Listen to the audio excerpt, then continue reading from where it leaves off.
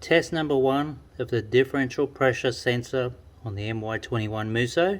I've actually adapted one of our quick release fittings which tees into the main hose for the main pressure of the DPF, and then it tees off and runs back into the sensor itself. So you want to keep the sensor remained plugged in electronically, and what we're doing is we're actually using a mechanical analog gauge to do a comparison of the differential pressure itself. So we need to make sure that it matches.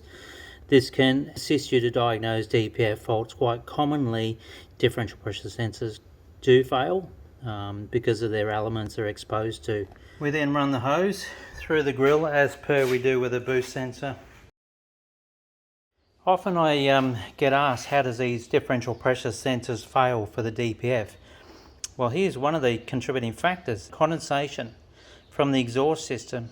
Over time, you're going to get a build-up of condensation and carbon exhaust fumes going up into that sensor.